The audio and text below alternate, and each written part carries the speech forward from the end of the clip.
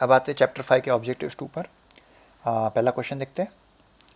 पहला क्वेश्चन कह रहा है reference frame attach to the earth, and फिर 4 ऑप्शन दिए गए।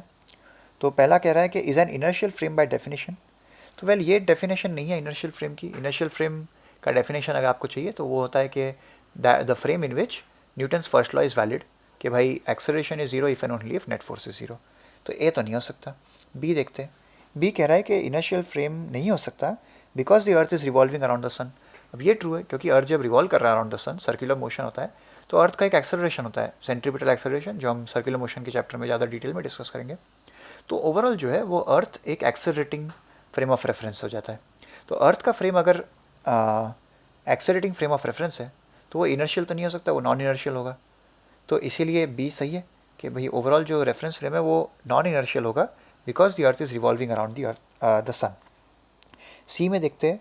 सी में देखते हैं कि कह रहा है कि inertial frame because the Newton's laws are applicable in this frame.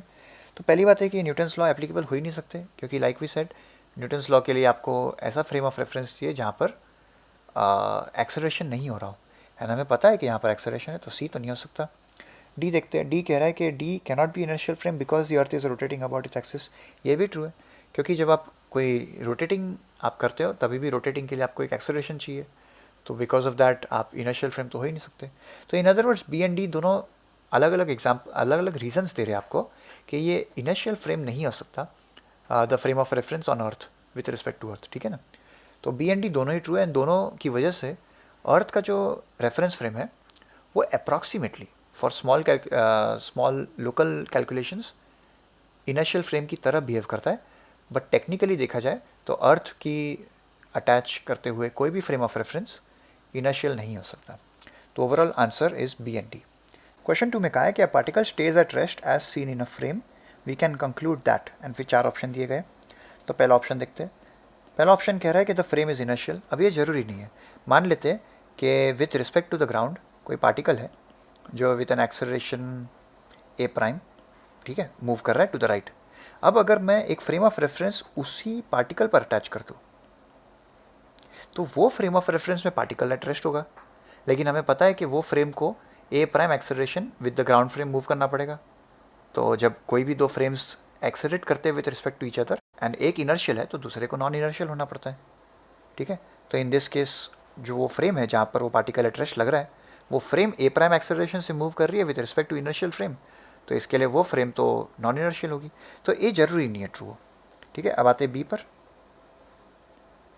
B क्या कह रहा है? बी कह रहा है resultant force on the particle is zero. अब ये भी ट्रू नहीं है। आपको लगेगा कि ये तो होना ही है, बट ये ट्रू जरूरी नहीं है। ये ट्रू तब होता है जब आप एक इनर्शियल फ्रेम ऑफ रेफरेंस में हो, तब जाके न्यूटन्स फर्स्ट लॉ अप्लाई होता है। न्यूटन्स फर्स्ट लॉ यही कहता है कि the force resultant force on a particle is zero if and only if particle is at rest. तो अगर हमें पता होता कि जो पार्टिकल जो रेस्ट है वो फ्रेम इनर्शियल है तो ये बात सच होती है कि रिजल्टेंट फोर्स जीरो होना ही है। बट बिकॉज हमें ये पता नहीं है इसके लिए हम दावे के साथ नहीं कह सकते कि रिजल्टेंट फोर्स जीरो है। अब आते हैं ऑप्शन सी पर। ऑप्शन सी कह रहा है कि the frame may be inertial but the resultant force on the particle is zero. अब यही हमने अभी जस्ट डिस्कस किया था कि अगर फ्रेम ऑफ रेफरेंस इनर्शियल है, अब अगर ये ट्रू है तो ये ज़रूरी होना ही है कि रिजल्टेंट फोर्स जीरो है, तो इसके लिए सी ट्रू है। अब डी देखते हैं। डी कह रहा है कि the frame may be non inertial but there is a non zero resultant force. तो ये भी ट्रू है क्योंकि अगर कोई एक non inertial frame of reference है उसका मीनिंग क्या है कि वो फ्रेम एक इनर्शियल फ्रेम ऑफ रेफरेंस के साथ में विथ रिस्पेक्ट टू दैट वो कुछ एक्सेलरेशन से मूव कर रही है। अगर तो ये थोड़ा कॉन्क्रीट तरीके से हम ड्रॉ कर लेते हैं कि मान लेते हैं कि ये आपका इनर्शियल फ्रेम ऑफ रेफरेंस है एस, ठीक है। एंड मान लेते हैं कि जो एक non inertial frame of reference है, ठीक है, एस प्राइम, मान लेते हैं कि ये एक्सेलरेशन ए से मूव कर रहा है to the right with respect to an inertial frame. तो लेट मी राइट डाउन कि ये इनर्शियल है, ये non inertial frame of reference है, ठीक है।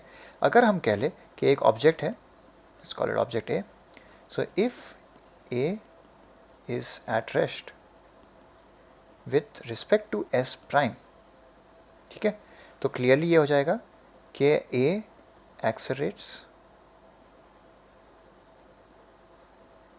with acceleration a with respect to s, बराबर है।